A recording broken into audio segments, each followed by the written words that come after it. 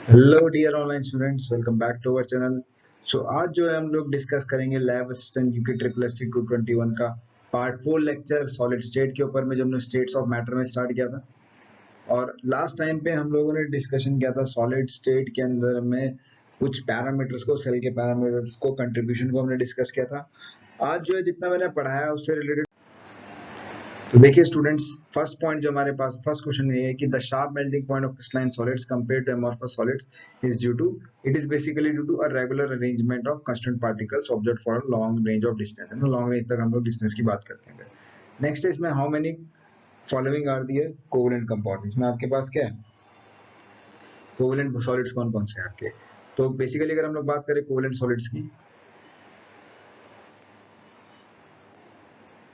तो covalent solids की अगर हम लोग बात करें तो ये हो सकता है आपका SiO2 हो सकता है, ALN हो सकता है ना, एल्यूमिनियम नाइट्राइड है आपका। कार्बन की दोनों फॉर्म्स है, ग्रेफाइट भी और ग्रेफाइट एंड डायमंड दोनों फॉर्म है आपके पास में। ठीक है, उसके बाद अगर हम लोग देखें यहाँ पे सिलिकॉन कार्बाइड होगी, it is also your covalent solid. ठीक है, CO2 आपका नॉन पोलर सॉलिड है ना, non polar. Non polar dry ice जो आपको मैंने एग्जांपल बताया था, तो नॉन पोलर मॉलिक्यूलर सॉलिड है ना, मॉलिक्यूलर सॉलिड है, नॉन पोलर मॉलिक्यूलर सॉलिड की बात करें। Apart from that magnesium oxide, zinc sulphide and carbon fluoride है ना, आपके पास में जो जिंक सल्फाइड है, मैग्नीशियम ऑक्साइड है और कैल्शियम फ्लोराइड है, ये कैसे सॉलिड्स हैं आपके पास में, ये आयनिक सॉलिड्स हैं आपके, बेसिकली आयनिक सॉलिड्स हैं। और मैग्नीशियम जो आपके पास में, दिस इज योर मैग्नेट, ये मेटालिक सॉलिड है, मेटालिक सॉलिड। ठीक है, तो this is the classification of the given compound here. Now next question is which of the following statement is not true about amorphous solid. Amorphous के लिए यहाँ पे कौन सी बात सही नहीं है। They are anisotropic in nature. वो कैसे होते हैं आपके, आइसोट्रोपिक नेचर के होते हैं। जिन्होंने नहीं पढ़ा आपका, उनको क्या कर सकते हैं हम लोग, वो आप देख सकते हो कि इस तरीके से मैं समझाता कि एनाइसोट्रोपिक और आइसोट्रोपिक प्रॉपर्टीज क्या होती हैं। ठीक है, another question is here, identify molecular solid, covalent solid and ionic solid. आपको क्या करना है, मॉलिक्यूलर, कोवेलेंट और आयनिक सॉलिड्स को यहाँ पे डिस्टिंग्विश करना है। तो ऑब्वियस सी बात है, जो P4 है, P4 is your molecular solid, ये आपका मॉलिक्यूलर सॉलिड है। एसिड जो आपका, ये अगेन आपका कैसा मॉलिक्यूलर सॉलिड है। हीलियम सॉलिड की बात करें तो हीलियम क्या इनर्ट गैस होती है, रिएक्टिव नहीं होती है, मॉलिक्यूलर सॉलिड है। और एल्यूमिनियम डाइ, ये hexachloride, this is again your molecular solid. उसके बाद एल्यूमिनियम ऑक्साइड की बात करें तो this is your ionic solid, ये आपका आयनिक सॉलिड है। और सिलिकॉन कार्बाइड तो मैंने भी थोड़ी देर पहले बताई कि कैसा आपका कोवेलेंट सॉलिड है। These are some example which is showing the solid nature of the compound. चलिए, ये हमारे पास में एक एक्सरसाइज है, इस एक्सरसाइज को हम लोग डिस्कस करते हैं, जिसमें डिफरेंट डिफरेंट क्वेश्चंस है। When most liquids are cooled, they eventually freeze form। क्या बना देते हैं बेसिकली वो आपका, जब बहुत सारे लिक्विड्स हैं, आपको पता है मैंने, लिक्विड वाटर है, वाटर को आप फ्रीज कर देते तो क्या फॉर्म करता है, क्रिस्टलाइन सॉलिड। और वो भी कौन सा आपका, मॉलिक्यूलर सॉलिड है ना, हाइड्रोजन बॉन्डिंग होती है, तो क्या फॉर्म करता है आपका, क्रिस्टलाइन सॉलिड फॉर्म करेगा। और आइस क्या है, आइस वही है, कोल्ड फॉर्म है आपकी, तो this is your crystalline solid. तो अगर हम लोग ऑप्शन देखें यहाँ पे, आपके पास दोनों क्रिस्टलाइन सॉलिड है, वो आपका आंसर होगा। तो फर्स्ट ऑप्शन में ही आपकी क्या है, क्रिस्टलाइन सॉलिड है। Okay, next is silica dioxide can be crystalline as well as amorphous on the following properties. देखो मैंने आपको बताई थी कि सिलिका डाइऑक्साइड की दो फॉर्म होती है ना, सिलिका क्वार्ट्ज होता है, क्वार्ट्ज हो गया आपके पास में, और ग्लास हो गया है ना। सिलिका डाइऑक्साइड आपका क्वार्ट्ज भी होता है और सिलिका आपका क्या होता है, ग्लास। तो जो ग्लास होता है दैट इज अमॉर्फस फॉर्म। वो कैसी होती है आपकी, अमॉर्फस फॉर्म है। और जो क्वार्ट्ज है that is your crystalline form, ये आपकी क्रिस्टलाइन फॉर्म होती है। ठीक है, तो वो पूछ रहा है कि इनमें से which of the following is matched with amorphous solid, है ना। फिर सिलिका डाइऑक्साइड को दोनों में आप बना सकते हो, लेकिन इनमें से किस प्रॉपर्टी को आपका वो रिप्रेजेंट करता है, किसको, मतलब अमॉर्फस सॉलिड को। तो अमॉर्फस की अगर हम लोग प्रॉपर्टी देखें तो क्रिस्टलाइन नेचर तो हो ही नहीं सकता, फर्स्ट तो वैसे भी नहीं हो सकता।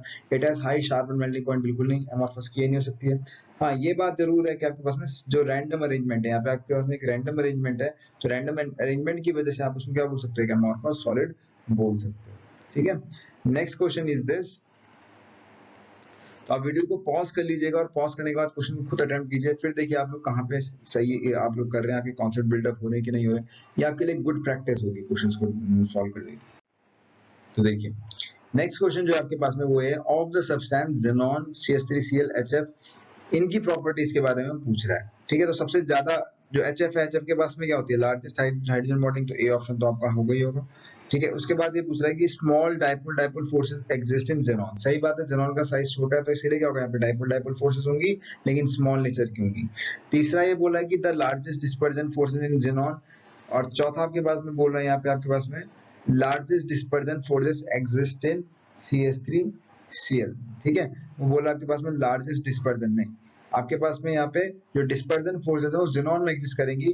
यहाँ पे आपके पास में पोलर इंटरेक्शन होगा, डिस्पर्जन फोर्सेस का कोई इंटरेक्शन नहीं होगा। ठीक है, तो डाइपोल डाइपोल फोर्सेस कम आपकी जेनॉन में होंगी लेकिन आपके लार्जेस्ट डिस्पर्जन फोर्सेस जरूर होंगी, क्योंकि जेनॉन आपका एक कैसा मॉलिक्यूल है, जेनॉन आपका एक नॉन पोलर है।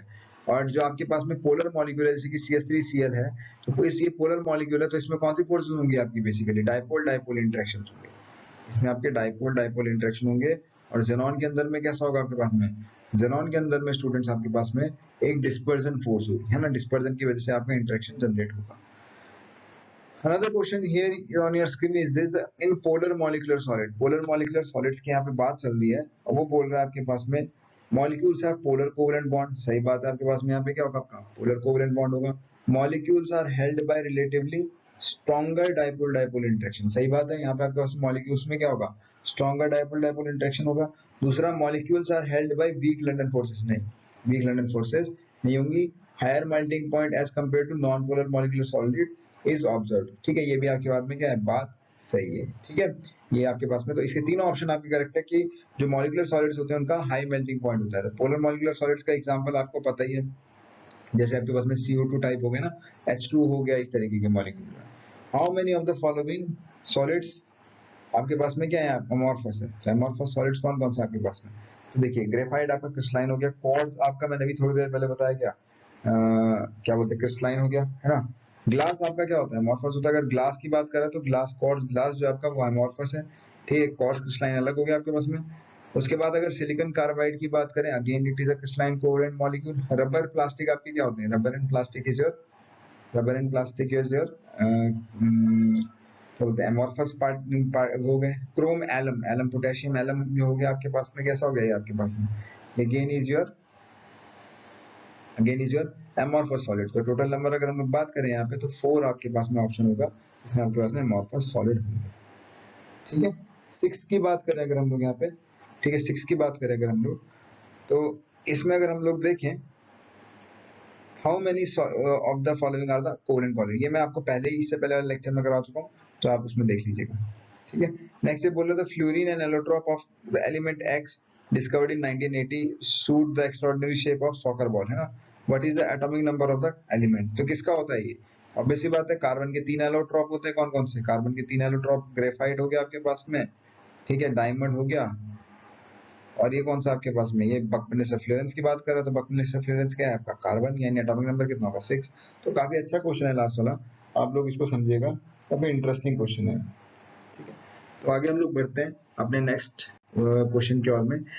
नेक्स्ट है इसके पास में, आपके पास में एक क्वेश्चन है यहाँ पे कि क्रिस्टलाइन लैटिस, अगर हम बात करें कि इसके क्रिस्टलाइन लैटिस की, तो इनमें से कौन से फैक्ट है जो एक क्रिस्टलाइन लैटिस को, क्रिस्टलाइन लैटिस की प्रॉपर्टी को बताते हैं। तो सबसे पहला पॉइंट है यहाँ पे आपके पास में, each point in lattice is called lattice point और लैटिस साइड। सही बात है, लैटिस पॉइंट बोलते हैं।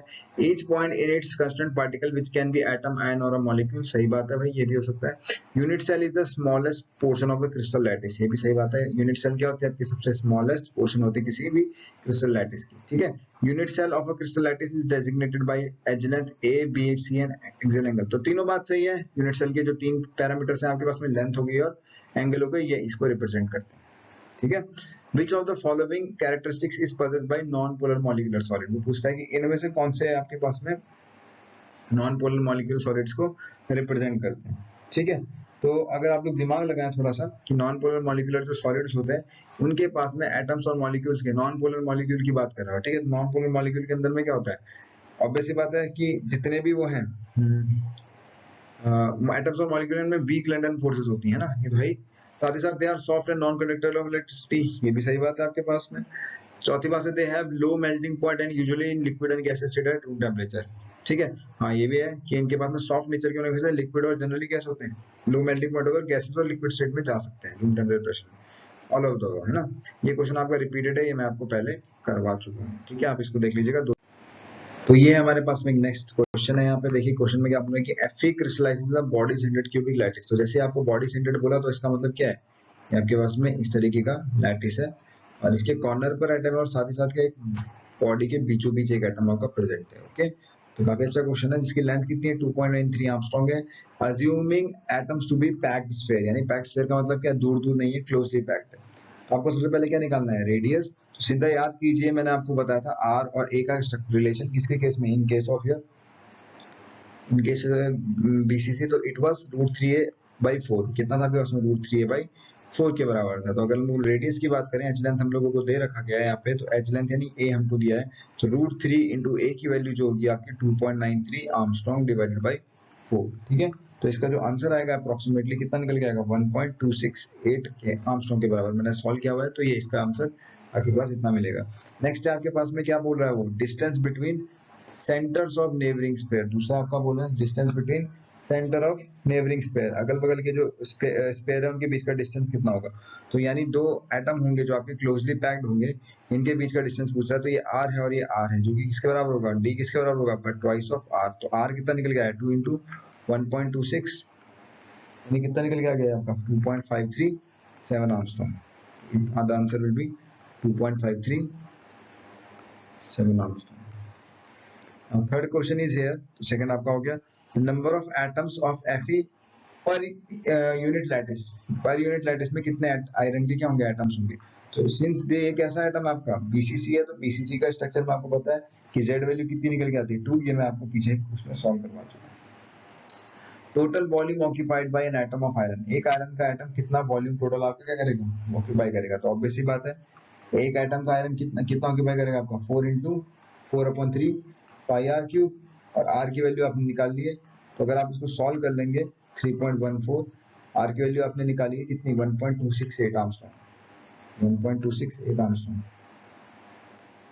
1.268 का होल क्यूब। जब आप इसको सॉल्व करेंगे, अगर तो सॉल्व करने पर आपका जो आंसर आएगा that will be approximately 8.54 × 10⁻⁻24 centimetre.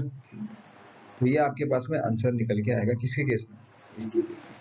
ठीक है, तो इस तरीके के जो छोटे छोटे क्वेश्चन है आपके पास बन सकते हैं, तो इनको आप लोग कीजिए, जिससे क्या होगा आपके पास में, आपको कॉन्फिडेंस बिल्डअप होगा और आप क्वेश्चंस को इजीली कर पाएंगे। Next question I have is this, potassium metal crystallises in FC. तो जेड वैल्यू कितनी हो जाएगी आपके पास में, एफसीसी, तो जेड वैल्यू आपके पास में याद रखना हमेशा 4 होगी, है ना। एज यूनिट सेल आपके पास में लेंथ जो है, यानी ए की वैल्यू जो है आपके पास में 0.574 आर्मस्ट्रांग के बराबर है, नैनोमीटर के बराबर, सॉरी। ठीक है, नेक्स्ट बोला कि what is the shortest separation of any two nuclei, यानी शॉर्टेस्ट सेपरेशन का मतलब नियरेस्ट डिफरेंस। तो जो आपके पास शॉर्टेस्ट सेपरेशन होता है डी इज इक्वल टू इसके बराबर होता है 2 आर के बराबर।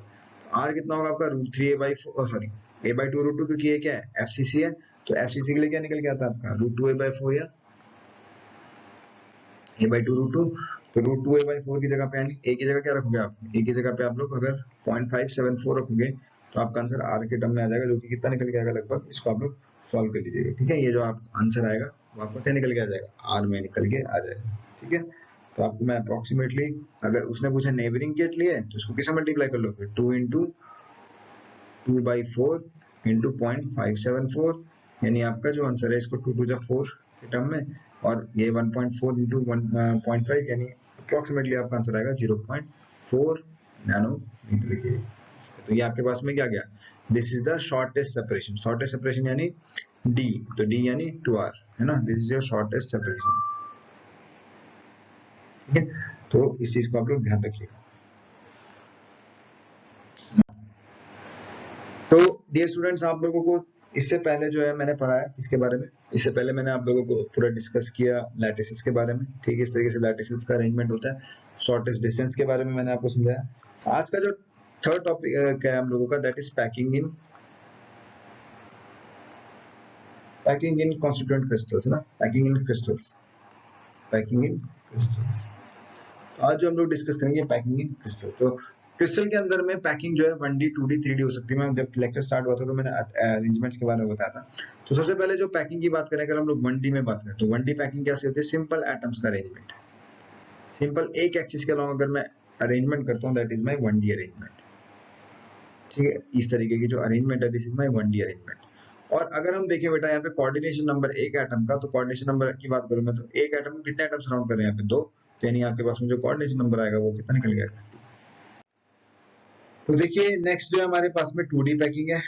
2D packing, this is my 2D packing. तो 1D पैकिंग में आपका एक लीनियर अरेंजमेंट होगा, इस चीज को ध्यान रखिएगा आपको कि हर एक स्पेयर जो एक दूसरे को कॉन्टेक्ट करता है, एक लीनियर अरेंजमेंट होगा। नेक्स्ट जो आपके पास में 2D पैकिंग है, 2D पैकिंग की अगर हम लोग बात करें तो स्टूडेंट 2D पैकिंग के अंदर में क्या होने वाला है, जो एटम्स हैं वो दो एक्सिस के अलोंग आपके अरेंज होंगे, यानी एक एक्सिस आपकी ये होगी और एक एक्सिस आपकी ये वाली होगी। तो ये जो एक्सिस का अरेंजमेंट, जो ये वाला एक्सिस का अरेंजमेंट है, this is known as your 2D packing. तो 2D पैकिंग में अगर हम लोग देखें यहाँ पे तो स्क्वायर की फॉर्म में जनरेट हो रहा है ना। देखो ये जो एटम है आपका, ये वाला जो एटम है बीच वाला एटम, इस एटम को कौन कौन से एटम टच कर रहे हैं, एक ये एटम हो गया आपका, एक ये एटम हो गया, एक ये एटम हो गया और ये एक एटम हो गया और ये एक एटम हो गया। तो यानी यहाँ पे आपके पास में जो एक क्वेश्चन बनता है दैट इज कोऑर्डिनेशन नंबर 4 तो है ही, लेकिन ये एक स्क्वायर की फॉर्म जनरेट कर रहे हैं। ये लैटिस जो आपका स्क्वायर की फॉर्म में आ रहा है, इसीलिए हम लोग क्या बोलते हैं इसको, इसीलिए हम लोग इसको बोलते हैं स्क्वायर क्लोज पैकिंग का नाम भी बोलते हैं। ठीक है, स्क्वायर क्लोज पैकिंग अगर आपसे पूछेगा कि इसको स्क्वायर क्लोज पैकिंग क्यों बोलते हैं, कि अरेंजमेंट के ड्यूरिंग, अरेंजमेंट जब लोग कर रहे हैं इसमें, तो अरेंजमेंट में जो आपके पास में एक स्क्वायर फॉर्म कर रहा है, तो इसलिए आपका ये स्क्वायर क्लोज पैकिंग जनरेट होता है। अगले केस में देखें 2D पैकिंग का, दिस इज योर हेक्सागोनल। तो अगर हम ये एटम मान लें और इस एटम में क्या कर रहे हैं हम, देखिए ये अरेंजमेंट कैसा था आपका, ए टाइप, एक के ऊपर एक के ऊपर एक लेयर थी, है ना। अब हमने क्या कर दिया, ये आपके पास में एक एक्लिप्सिंग लेयर थी। ये कैसी लेयर थी आपके पास में, एक एक्लिप्सिंग लेयर थी। लेकिन अगर मैंने थोड़ा स्टैगर्ड फॉर्म में लिया है लेयर को, थोड़ा शिफ्ट करवा दिया अगर मैंने लेयर को, तो लेयर को जब मैं शिफ्ट करा रहा हूँ, यानी एक एटम के ऊपर, या ऐसा बोल सकते हैं कि दो लेयर्स के बीच में एक एटम, यानी दो एटम्स के बीच में एक एटम, है ना। दो एटम्स के बीच में एक एटम हमने रख दिया, जैसे कि आपके पास में एक एटम, दो एटम, तीन एटम, चार एटम, ये पांच एटम थे। लेकिन जो नेक्स्ट एटम रखा मैंने वो क्या किया, वो दो के बीच में रखा थर्ड को। तो जब ये पैकिंग जनरेट होती है आपके पास में, तो देखो अगर मान लो ये मेरा बीच वाला एटम है, ये मेरा आपके पास में बीच वाला एटम है, तो इसको कौन कौन सा ज्वाइन कर रहा है, ये वाले, ये वाले, ये वाले, ये वाले, ये वाले। ठीक है, तो ऐसा अरेंजमेंट कहाँ भी पाया जाता है, हम घर, हमारे घर की दीवारों पर, जिसमें एक एटम्स के बीच में हम क्या रखते हैं, दूसरे एटम को, है ना। ये एक एटम, ये दो एटम है और दो एटम को हमने क्या रख दिया, एक एटम, उन दोनों के बीच में एक एटम को पुट कर दिया।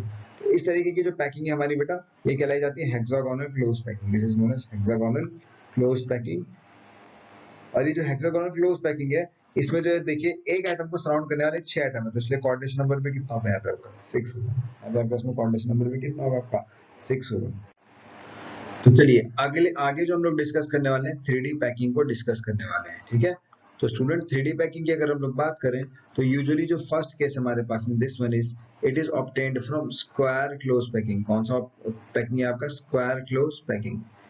ठीक है, स्क्वायर क्लोज पैकिंग। और स्क्वायर क्लोज पैकिंग में अगर हम लोग देखें तो ये जो अरेंजमेंट है स्टूडेंट्स, ये ए टाइप का है, यानी आपके पास में यहाँ पे क्या है, a layer, a layer, a layer, a layer. और इस ए लेयर की वजह से जो हमारे पास में लैटिस जनरेट होने वाला है, that lattice would be cubic lattice. Simple cubic lattice आपका जनरेट होने वाला है, सिंपल क्यूबिक लैटिस आपका जनरेट होने वाला है। तो this simple cubic lattice bearing coordination number 6, कितना कोऑर्डिनेशन नंबर है इसका, 6 कोऑर्डिनेशन नंबर इसका है। ठीक है, तो ये तो था आपके पास में क्या, कि किस तरीके से आप लोगों ने क्यूबिक लैटिस को जनरेट किया 3D की फॉर्म में। नेक्स्ट अगर हम लोग देखें तो दूसरा आपके पास में दैट इज योर हेक्सागोनल। देखो स्क्वायर का एक और होता है जिससे बॉडी सेंटर जनरेट होता है, बट वो आपके पास आएगा नहीं, जमा ए बी लेयर हमने जनरेट की होगी। लेकिन इसका सेकंड पार्ट आएगा 3D में, वो क्या आपका हेक्सागोनल क्लोज्ड पैकिंग। तो हेक्सागोनल क्लोज्ड पैकिंग की अगर हम लोग बात करें तो इसके केस में क्या होने वाला है, आपके पास सिंपल जो इस तरीके की हेक्सागोनल लेयर थी, हेक्सागोनल एक लेयर थी, इस तरीके एक लेयर थी, है ना।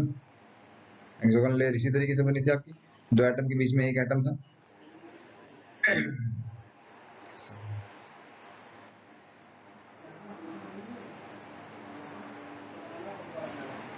इस तरीके से, है ना। इस तरीके से जो पैकिंग थी आपने, जिससे पहले जो मैंने आपको दिखाई, वो इस तरीके की टाइप की थी। तो आप समझिएगा यहाँ पे बेटा कि जो यहाँ पे आपके उसमें बीच में एक खाली स्पेस दिख रहा है, इस खाली स्पेस को हम लोग बोलते हैं वॉइड। क्या बोलते हैं इसको हम लोग, वॉइड। और यहाँ पे आपके पास में जो वॉइड था इस केस में, ये ट्राइंगुलर वॉइड था। कैसा वॉइड था आपका, ट्राइंगुलर वॉइड था आपके पास में, ट्राइंगुलर वॉइड था। अब हुआ क्या आपके पास में, जैसे आपने इन ट्रायंगुलर वॉइड्स को बंद करना चाहा, यानी एक सिमिलर लेयर इसके ऊपर लेकर आए, इसके ऊपर आपने जो सेम लेयर थी इसके ऊपर सेम लेयर आपने पुट कर दी, सेम जो लेयर थी वही लेयर क्या कर दी आपने पुट कर दी। तो इसमें होने क्या लग गया, इसमें आपके दो नए वॉइड जनरेट होने लगे। ये देखिए आपके पास में फर्स्ट लेयर है, आपके पास में फर्स्ट लेयर है, इसके ऊपर आप एक नई लेयर लिया है। तो इन वॉइड्स को छुपाने के चक्कर में क्या हुआ, आपके पास में दो नए वॉइड्स जनरेट हो गए। और वो दो नए वॉइड्स किस तरीके से दिखने में, इस तरीके से दिखे। ठीक है, देखना किस तरीके से हुआ क्या है कि नीचे के तीन एटम थे, ये तीन एटम थे ऐसे फॉर्म में थे, और इनको ऊपर से आपने ढकने की कोशिश की इस तरीके से, इस तरीके से। तो जो आपके पास में ये खाली स्पेस दिख रहा है, ये वाला खाली स्पेस और ये वाला खाली स्पेस जो है, यानी इस वाले स्पेस की बात कर रहा हूं मैं, इस वाले स्पेस की बात कर रहा हूँ, ये जो जनरेट हुआ आपके पास में मिला के, इसको हम बोलते हैं ऑक्टाहेड्रल वॉइड। कैसा वॉइड बोलते हैं हम लोग, ऑक्टाहेड्रल वॉइड, क्योंकि इसकी जो शेप है एक ऑक्टाहेड्रॉन की तरह जनरेट होती है। कौन सा वॉइड होता है आपका, ऑक्टाहेड्रल वॉइड।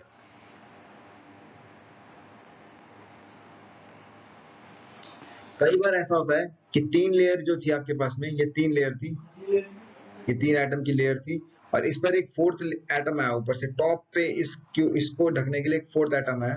तो ये चार एटम का एक वॉइड जनरेट हो गया, और इस वॉइड को हम बोलते हैं टेट्राहेड्रल वॉइड। तो स्टूडेंट्स याद रखिएगा, टेट्राहेड्रल वॉइड कैसे जनरेट होते हैं आपके पास में, जब हम लोग 3D पैकिंग करते हैं, हेक्सागोनल फ्लोस पैकिंग, जब हम लोग 3D पैकिंग करते हैं हेक्सागोनल फ्लोस पैकिंग की। और ट्रायंगुलर वॉइड आपका कन्वर्ट होता है ऑक्टाहेड्रल में और टेट्राहेड्रल में। ठीक है, तो अगर मान लो बात आपके पास में n tetrahedral, n octahedral void है, अगर आपके पास में n ऑक्टाहेड्रल वॉइड है, तो आपके पास में 2n टेट्राहेड्रल वॉइड्स होंगे, 2n टेट्राहेड्रल वॉइड्स होंगे। एक बहुत इंपॉर्टेंट क्वेश्चन यहाँ से आपका जनरेट हो सकता है, काफी अच्छा क्वेश्चन यहाँ से आपका बन सकता है, इस चीज को आप लोग ध्यान रखिएगा। तो याद रखना, हमने 3D में दो पैकिंग सीखी, एक स्क्वायर क्लोज पैकिंग की ए टाइप लेयर, और दूसरा आपके पास में हेक्सागोनल पैकिंग की ए टाइप लेयर। नाउ हुआ क्या है स्टूडेंट्स, आपने क्या किया, आपने हेक्सागोनल क्लोज पैकिंग तो सीखी यहाँ पे। अब आपने क्या किया है कि जो एक लेयर थी, जो आपने पीछे जो लेयर अरेंजमेंट पढ़ा, हमने ए पढ़ा, फिर उसके ऊपर हमने एक नई लेयर लाई थी बी, और फिर उसके ऊपर हम लोग सिमिलर लेयर लेके आगे जो थी आपके पास में ए, देन उसके पास में बी। तो दिस इज योर कवरिंग, ये क्या आपके पास में आप कवरिंग कर रहे हो, किसकी कवरिंग कर रहे हो, देखो मेरी बात को समझ रहे, ध्यान से सुनना, यहाँ पे क्या बोल रहा हूँ मैं ये बोल रहा हूँ आपके पास में दो तरीके के वॉइड जनरेट हुए। ठीक है, क्या जनरेट हुआ आपके पास में, दो तरीके के वॉइड जनरेट हुए, और दो तरीके के वॉइड जब जनरेट हुए तो वो उन वॉइड्स को ढकने के लिए क्या किया आपने, आपने कवरिंग शुरू की। तो कवरिंग कैसे शुरू करोगे आप लोग, by placing by placing third layer over second layer, third layer over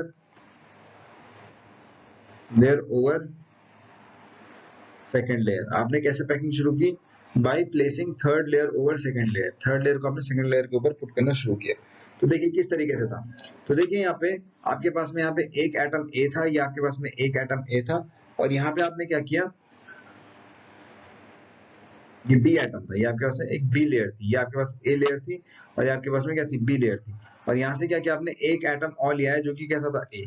तो एग्जैक्टली इस वॉइड पर और इस वॉइड के बीचों बीच आपके वो क्या हो गया, एटम आ गया है। ठीक है, इस तरीके से आपका वो एटम आ गया है। ठीक है, यानी कुछ ये जो पिक्चर दिख रही है आपको, ये इस तरीके की पिक्चर है, ये आपको जो पिक्चर दिख रही है कुछ इस तरीके की वाली पिक्चर है।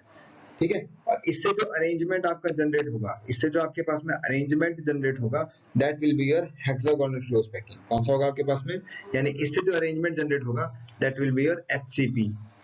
यानी ये जो आपके पास में लैटिस जनरेट हुआ है, इट इज बिकॉज ऑफ, यहाँ पे सॉरी, यहाँ पे इन्होंने गलत लिख दिया, यहाँ पे मिसप्रिंट हो गया, आपके पास में ए आएगा यहाँ। ठीक है, तो A B A type arrangement से आपके पास में क्या होने वाला है, आपके पास में एक हेक्सागोनल फ्लोस पैक जनरेट होने वाला है। तो आपने क्या किया कि जो आपके पास में वॉइड था, इस वॉइड्स को भरने की कोशिश की, आपने इस वॉइड को भरने फिल करने की कोशिश की। नाउ क्या होता है आपके पास में, कई बार क्या होता है कि आपने क्या किया, एक ए लेयर ली, फिर आपने बी लेयर ली, और देन आप एक सी लेयर लिया। एक ए लेयर थी आपके पास में, अब ये सी लेयर कैसी थी, देखिए इसको समझिए, एक लेयर ऐसी थी, ए लेयर ऐसी थी, चलो यहाँ पे बना देते हैं ना, तो आपको सही समझ में आ जाएगा। तो देखिए इसको समझना कैसे था, तो आपके पास में मान लो ये एक ए लेयर ऐसी थी, यहाँ बनाते हैं, आपके पास में एक ए लेयर ऐसी थी, ये एक ए लेयर थी। ठीक है, 1 2 3 4 5 6 एटम्स को समाप्त करें। देन मैं बोल रहा हूँ इसके ऊपर एक be layer I, be layer ऐसी है, आपके पास में बी लेयर है। इसके ऊपर आप एक और लेयर रख रहे हो, that is your C layer. अब ये स्टैगर्ड फॉर्म में है सी लेयर, जो बी आपने जैसे रखी है उसके जस्ट स्टैगर्ड फॉर्म में, ठीक है, ये इसके स्टैगर्ड फॉर्म में। देन इसके ऊपर क्या आपके पास में, देन इसके ऊपर में एक ए लेयर है इस तरीके से।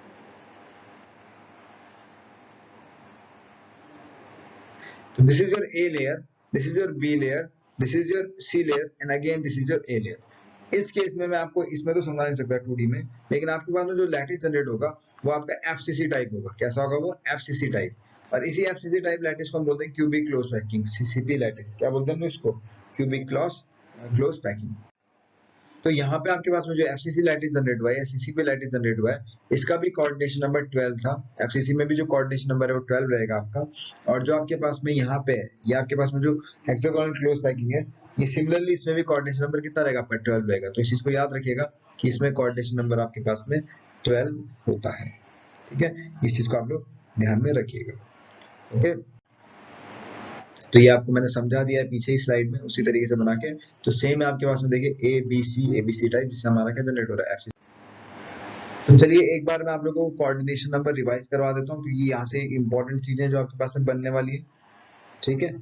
तो मैं आपको एक तरीके से आपको बता देता हूँ। सबसे पहले देखिए सिंपल क्यूबिक लैटिस में देखिए अगर, तो कोऑर्डिनेशन नंबर के नियरेस्ट डिस्टेंस पे, तो नियरेस्ट डिस्टेंस की अगर हम लोग बात करेंगे तो आपको बताया था मैंने कि नियरेस्ट डिस्टेंस पे आपके पास में एक एटम यहाँ पर है, इसी तरीके से एक एटम यहाँ पर होगा, एक एटम यहाँ फ्रंट में है, एक एटम यहाँ पे, एक एटम यहाँ पर है और एक एटम आपका यहाँ पे। तो इसके केस में जो कोऑर्डिनेशन नंबर होगा एक पीछे की तरफ है, ये कितना निकल के आएगा, 1 2 3 4 5 और 6। तो कोऑर्डिनेशन नंबर आपका 6 निकल गया है। दूसरा आपके पास में अगर ये है, वो ये कि जो लीनियर अरेंजमेंट में देखा था हमने, लीनियर अरेंजमेंट यानी 1D में देखा था, तो 1D में जो आपके पास में कोऑर्डिनेशन नंबर था वो 2 निकल के आया था। उसके बाद हम लोग थर्ड गए 2D अरेंजमेंट में। 2D अरेंजमेंट में जो हमने स्क्वायर क्लोज पैकिंग सीखी, एससीपी सीखी, वहां पे जो कोऑर्डिनेशन नंबर निकल गया है वो 4। फिर हमने 2D में एचसीपी सीखी, तो कोऑर्डिनेशन नंबर कितना निकल गया है, 6। फोर्थ जो आपके पास में, फोर्थ जो हम लोगों ने 3D में सीखा, और 3D में हम लोगों ने 3D अरेंजमेंट में हम लोगों ने जब हमने ए टाइप लेयर की अरेंजमेंट को, स्क्वायर क्लोज पैकिंग की लेयर को हमने ए टाइप के फॉर्म में लाया, तो इसने सिंपल क्यूबिक बनाया। तो सिंपल क्यूबिक बनाएगा तो अगेन हमारे पास में कोऑर्डिनेशन नंबर कितना निकल जाएगा, अगेन हमारे पास में कोऑर्डिनेशन नंबर 6 निकल जाएगा। इससे हम लोग इसका जो है हम लोग एक और अरेंजमेंट पढ़ते हैं, हेक्सागोनल के फॉर्म में भी पढ़ते हैं 3D में अरेंजमेंट, बट वो आपकी सिलेबस में है नहीं। बट आप याद रखिएगा इससे बनता था बीसीसी लैटिस, इससे बनेगा आपका बीसीसी लैटिस। और बीसीसी लैटिस के अंदर में कोऑर्डिनेशन नंबर कितना होता है, 8। बीसीसी लैटिस में आपका कोऑर्डिनेशन नंबर कितना होगा आपके पास में, 8 निकल के आएगा। ये कुछ इंपॉर्टेंट पॉइंट्स हैं आपके कंपटीशन पॉइंट ऑफ व्यू से। कई ये आपका कई बार क्या कर सकता है, आपका डायरेक्ट कोऑर्डिनेशन नंबर पर बेस्ड क्वेश्चन पूछ सकते हैं, ठीक है। फिफ्थ जो आपके पास में हमने पढ़ा एफसीसी लैटिस। एफसीसी लैटिस में कोऑर्डिनेशन नंबर बच्चों 12 होता है, 12 होता है। और साथ ही साथ हेक्सागोनल क्लोज पैकिंग में 3D के अंदर में आपके पास में जो कोऑर्डिनेशन नंबर होगा यहाँ पे भी कितना होगा आपके पास में, 12 होगा। और क्यूबिक क्लोज पैकिंग में भी कोऑर्डिनेशन नंबर कितना होगा, 12 होगा। एक चीज याद रखिएगा आप लोग, इस पे बेस में आपको नेक्स्ट सेशन में क्वेश्चन पे कराऊंगा, वो ये कि आपके पास में नंबर ऑफ लैटिस पॉइंट्स जो होंगे हमेशा किसके बराबर होंगे, नंबर ऑफ लैटिस पॉइंट्स जो है बच्चों आपके बराबर होंगे नंबर ऑफ ऑक्टाहेड्रल वॉइड्स के, नंबर ऑफ ऑक्टाहेड्रल वॉइड्स के। तो अगर ये आपके पास में n है तो ये भी क्या रहने वाला है, n। और जो टेट्राहेड्रल वॉइड्स होंगे वो क्या होंगे, ट्वाइस ऑफ ऑक्टाहेड्रल वॉइड्स निकल के आएंगे, ठीक है। तो ये कुछ इंपॉर्टेंट बातें थी कोऑर्डिनेशन नंबर को लेकर के। सॉलिड स्टेट में हम लोगों ने कुछ क्वेश्चंस को डिस्कस किया। आज हमने पैकिंग को खत्म कर दिया। एक दो सेशन और रहेंगे और इसमें आपका पूरा का पूरा आपका कंप्लीट जो ये सॉलिड स्टेट है वो कंप्लीट हो जाएगा, ठीक है। तब तक के लिए आप लोग चैनल के साथ बने रहिए, ठीक है। हमारे चैनल को सब्सक्राइब कीजिए, शेयर कीजिए, कमेंट दीजिए, ठीक है। And take care of yourself.